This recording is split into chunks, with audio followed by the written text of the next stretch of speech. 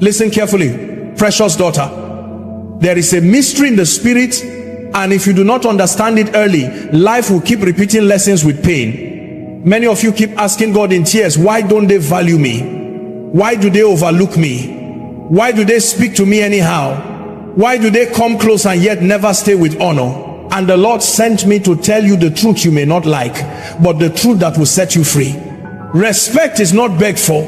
Respect is not demanded by tears. Respect is commanded by alignment. There are reasons people rise when some enter a room, and reasons people speak carelessly to others without fear.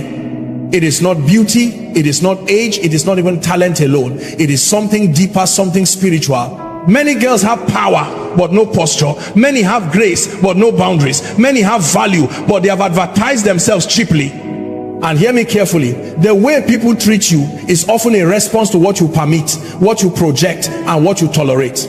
There are girls who laugh at everything, even what should make them cry. There are girls who explain themselves to everyone, even those who have no authority in their lives.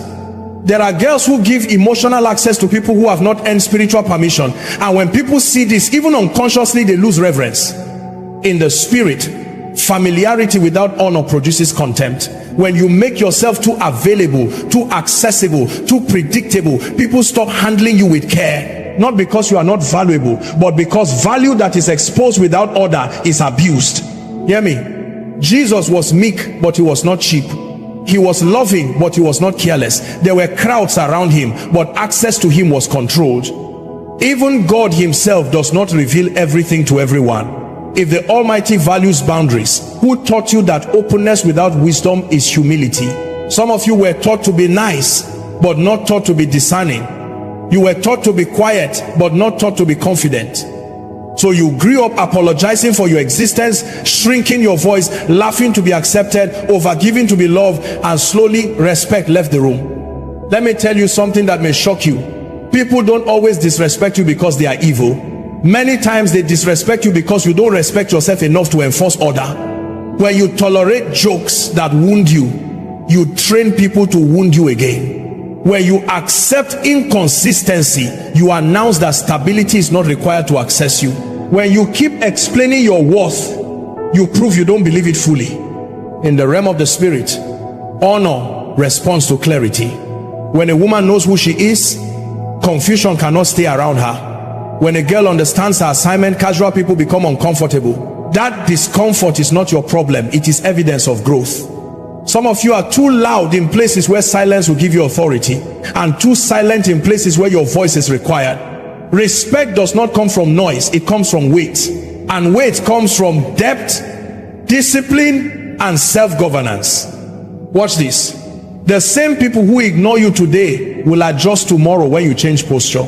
Not because they suddenly became good, but because something in you shifted. The spirit world always reacts when alignment changes. You must learn the power of no, not angrily, not rudely, but firmly. You must learn that being kind does not mean being careless. You must learn that access to you is a privilege, not a right. Until you understand this, life will keep teaching you through pain what wisdom could have taught you through instruction. Listen, daughter, you are not small, you are not ordinary, you are not replaceable. But if you keep behaving like you are optional, people will treat you as such. Heaven does not joke with identity. When God defines a thing, he defends it, but you must agree with his definition. The moment you stop chasing validation, respect will start chasing you. The moment you stop explaining yourself to everyone, people will start listening. When you speak, the moment you stop begging to be chosen, you will become the standard others must rise to meet. This is not about pride, this is about order. This is about alignment. This is about restoring the dignity God placed upon you before opinions touched you. So today, lift your head, adjust your posture, guard your heart, filter your words, choose your access, walk slowly, speak wisely, and watch how the same world that ignored you begins to handle you with care, not because you change your value, but because you finally honored it. Listen to me carefully. There is a great deception many people carry through life, and it is the belief that respect is something you negotiate for with people. You don't negotiate for respect. You don't beg for it with silence. You don't buy it with overgiving. Respect follows alignment, not approval. And until this truth settles in your spirit, you will keep exhausting yourself trying to be accepted by people who were never assigned to honor you. Many girls grow up learning how to read moods instead of learning how to stand in identity. You learned how to adjust yourself so that people will be comfortable, but you were never taught how to remain consistent so that people will be correct. So you enter rooms already editing yourself, reducing yourself, softening convictions, laughing at things that hurt you, agreeing with things that confuse you, all in the name of peace. But peace without alignment is not peace. It is compromise disguised as kindness. The spirit realm responds to order. Heaven does not reward noise. Heaven responds to structure. When your life is not aligned, people may like you, but they will not respect you. Approval is emotional. Respect is spiritual. Approval comes from feelings. Respect comes from perception. People approve of what pleases them, but they respect what carries weight. Many of you want to be liked, but you were designed to be regarded. And there is a difference. When you chase approval, you lose authority. When you prioritize alignment, authority begins to speak for you without effort. That is why some people don't talk much, yet their presence silences a room. It is not volume, it is alignment. Alignment means your words match your values. Your emotions obey your convictions. Your access is governed by wisdom, not loneliness. When a woman is aligned, she does not need to announce who she is. The atmosphere adjusts on its own. Confusion cannot stay long around clarity. Disrespect cannot stay long around order. Many girls are offended by how people treat them, but they have never examined how they treat themselves. You apologize too quickly, you explain too much, you tolerate inconsistency, you keep returning to places where your value is questioned, and the spirit world records patterns. Men record patterns. People respond to patterns. When your life lacks alignment, people sense it even if they cannot explain it. They may not know what is wrong, but they know something is missing. And instead of rising to meet you, they descend to manage you. That is when jokes increase. That is when boundaries are crossed. That is when familiarity begins to remove honor. Hear this truth and don't resist it. Not everyone who disrespects you hates you. Some disrespect you because your life signals permission. Alignment removes that permission. Alignment says, this is who I am and this is how I function. When people meet clarity, they adjust or they exit. Jesus was never rude, but he was never confused. He did not explain himself to everyone. He did not answer every question. He did not heal every person who demanded it. He walked in alignment with assignment, and because of that, even demons recognized him. Authority responds to alignment before it responds to words. When you are aligned, you stop trying to prove your worth. You stop auditioning for spaces you were not sent to. You stop begging for consistency. You stop over-functioning in relationships. You start moving slower, speaking fewer words, observing more, deciding with wisdom. Respect does not come when people finally understand you. Respect comes when you finally understand yourself. When you know who you are, you stop accepting roles that contradict it. When you know your value, you stop negotiating your standards. When you know your assignment, you stop being distracted by opinions. Alignment will cost you applause. Some people will leave when you stop overgiving. Some will call you proud when you start setting boundaries. Some will say you have changed when you start honoring yourself. But heaven will back you when earth misunderstands you. The tragedy is not that people don't respect you. The tragedy is when you keep living out of alignment just to be approved by those who cannot define your destiny. The moment alignment becomes more important than acceptance, something shifts in the spirit. Something shifts in your voice. Something shifts in your presence. Something shifts in the way people look at you, listen to you, and approach you. Let me speak to you with honesty and love. Boundaries are not walls of pride, they are gates of wisdom. Many people think that love means unlimited access, but in the kingdom of God, access is always controlled by order. When boundaries are absent, value is abused. Not because the value is small, but because it is exposed without protection. Many girls confuse tolerance with virtue. You were told that enduring everything makes you strong, that silence makes you spiritual, that accepting bad behavior makes you mature. But hear this truth: endurance without wisdom is self-betrayal. God never called you to be available to everyone. He called you to be steward of yourself. The way people handle you is a direct response to the rules you set around your life. If your time is always available, it will never be honored. If your emotions are always accessible, they will never be protected. If your presence is always guaranteed, it will never be valued. Boundaries teach people how to approach you, how to speak to you, and how to remain in your life. In the spirit realm, honor follows structure. Even in heaven, there are ranks, order, and protocols. Angels do not move randomly, they move by assignment.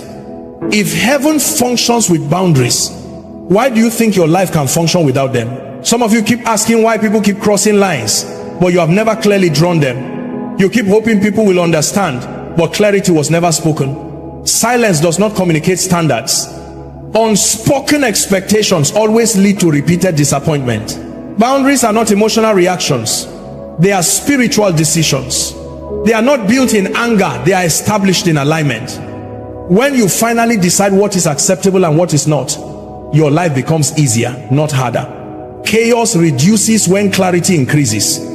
Many people are uncomfortable around boundaries because boundaries expose intentions. Those who benefit from your lack of limits will resist when limits appear. Do not be surprised when people who once enjoyed unlimited access begin to accuse you of changing. You did change, you grew. Let me tell you something important. Boundaries do not push the right people away. They protect the right people and filter out the wrong ones.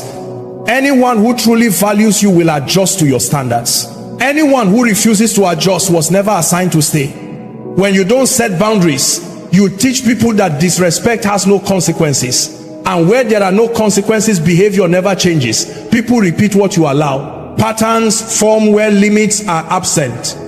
Many girls are emotionally exhausted, not because life is hard, but because everyone has access to them. You carry burdens you were never meant to carry. You listen to voices you were never meant to entertain. You explain yourself to people who have no authority to define you. Boundaries restore dignity. They return honor to your time, your words, your presence. When you begin to say no without guilt, something powerful happens in your spirit. Your yes becomes meaningful again. Your presence becomes intentional again. Your peace returns. This is not about becoming cold or distant. This is about becoming ordered. Love without boundaries is chaos. Kindness without wisdom is vulnerability without defense. God is loving, yet he is holy. He is gracious, yet he is just. Even mercy has rules. You must stop feeling guilty for protecting what God entrusted to you. Your heart is not a public space. Your emotions are not a charity. Your destiny is not a playground for careless people. When you honor your boundaries, people are forced to honor you, and those who cannot will quietly remove themselves from your life. Let me draw your attention to a truth many ignore. Honor is sustained, not demanded. It is built daily by the way you carry yourself, the way you speak, the way you decide, and the way you discipline your life. Identity gives you value, but posture determines how that value is treated. Many people know who they are, but very few know how to stand in who they are. Posture is not arrogance, and it is not silence. Posture is intentional conduct. It is the quiet confidence that comes from self-governance. When a woman lacks discipline, even if she has great potential, her life leaks authority. Discipline seals authority. It aligns your actions with your convictions and removes contradictions. People can sense but cannot name. Honor is fragile around inconsistency. When your words change depending on who you are with, people lose trust. When your standards adjust based on pressure, people stop taking you seriously. When your emotions lead your decisions, your life becomes unpredictable, and unpredictability erodes honor. Many girls want to be seen as strong, but strength is not in reaction, it is in regulation. The ability to pause, to think, to choose silence instead of impulse, restraint instead of excess, wisdom instead of emotion is what builds weight in the spirit. Weight is what makes people listen even when you whisper. Identity must be protected by discipline. If you know your worth but do not govern your behavior, people will test you. And the moment you fail your own standards, they will adjust how they treat you. Not because they hate you, but because you taught them a new version of you. Honor grows where discipline is visible. When people see that you respect your time, they respect it too. When people see that you do not tolerate confusion, they approach you with clarity. When people see that you do not overreact, they become careful with their words. Posture also includes the company you keep. You cannot sit with disorder and expect honor to follow you. Atmosphere shape perception. When you remain around chaos, chaos begins to define you. Sometimes disrespect is not about you. It is about the environment you keep allowing yourself to remain in. Discipline is the ability to delay expression. Not every emotion deserves a voice. Not every thought deserves expression. Wisdom filters before it speaks. Mature people are not those who feel less, but those who are ruled less by what they feel. Honor responds to consistency over time. People watch patterns, not promises. They observe how you handle pressure, correction, misunderstanding, and success. Over time, your responses teach them how to regard you. Some of you are too available, too reactive, too expressive, and too open, and you wonder why people do not handle you with care. Carelessness invites carelessness. Order invites honor. When your life is structured, people become structured around you. Self-governance is the highest form of authority. When you can control your words, your emotions, your access, and your reactions, you no longer need to control people. Authority begins within before it manifests without. Honor is sustained when identity is clear, posture is intentional, and discipline is consistent. When these three work together, respect becomes natural, not forced. You no longer have to remind people how to treat you. Your life speaks before your mouth opens. The atmosphere adjusts before you explain. And even those who do not like you will be forced to acknowledge the weight you carry.